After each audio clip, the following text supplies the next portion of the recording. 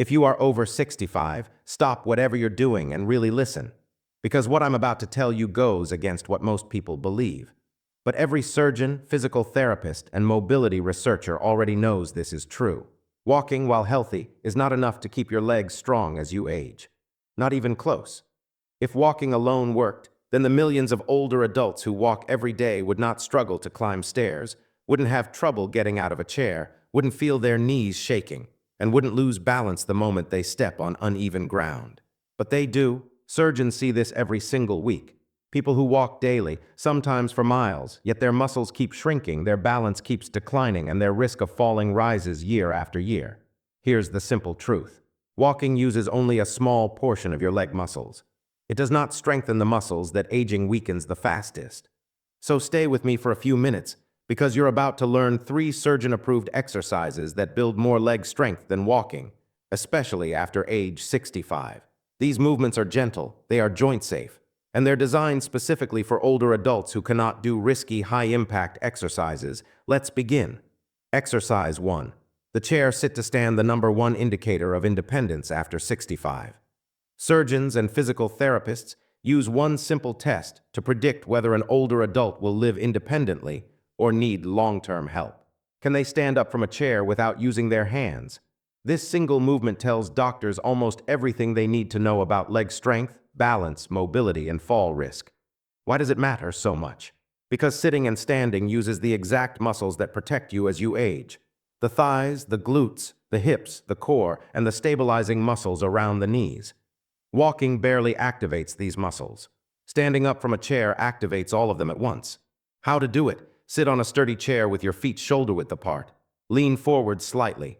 Push through your legs and stand up without using your hands. Then lower yourself back down slowly. Do this 8 to 12 times. Rest, then repeat for a second set. If you need to use your hands at first, that's completely fine. Use them lightly.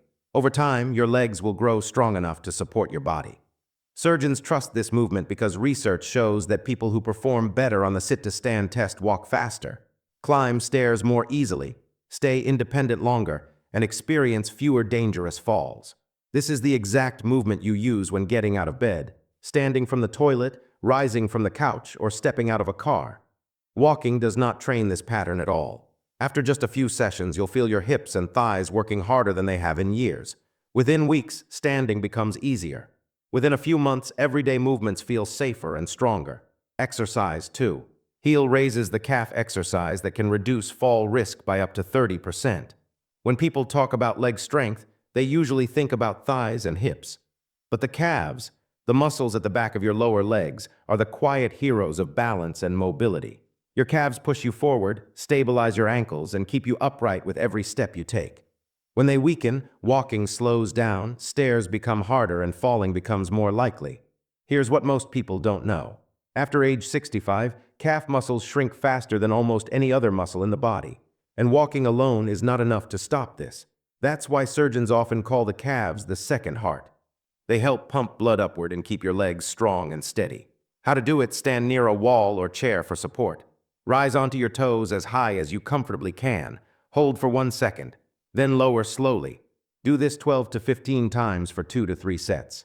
Walking only uses about 20 to 30% of your calf strength. Heel raises use nearly all of it.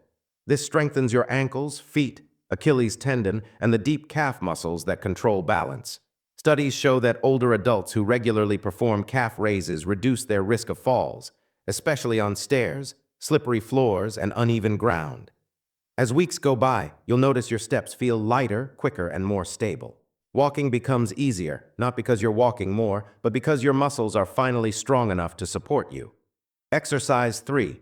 Marching knee lifts the hip strength movement walking cannot replace. One of the biggest mobility problems surgeons see after 65 is weak hip flexors, the muscles that lift your legs. These muscles help you step into a car, climb stairs, clear curbs, and avoid tripping. When they weaken, people begin to shuffle. Their feet don't lift high enough. Balance drops quickly. Walking does almost nothing to strengthen these muscles. That's why many older adults who walk every day still struggle with stairs or trip over small obstacles. How to do it? Hold the back of a chair or a counter. Lift one knee toward hip height or as high as feels comfortable. Lower slowly. Switch legs. Repeat 10 to 15 times per side. do 2 sets. Surgeons rely on this movement because it trains the muscles that keep your steps safe and controlled. It helps prevent toe dragging, retrains your nervous system, and builds deep muscles that protect your hips and spine. If this feels difficult at first, that doesn't mean you're weak. It means these muscles haven't been used in a long time. With steady practice, confidence returns to every step you take. Why these 3 exercises work better than walking alone, let's be clear. Walking is good. It's healthy. It's important for your heart and circulation, but walking does not stop muscle loss. After age 65, muscle loss speeds up every year unless you actively strengthen your body. Walking builds endurance. These exercises build strength. Endurance helps you move. Strength keeps you independent. Walking keeps you healthy. Strength keeps you safe. You need both if you want to age with confidence. Walking is like keeping a car's engine running.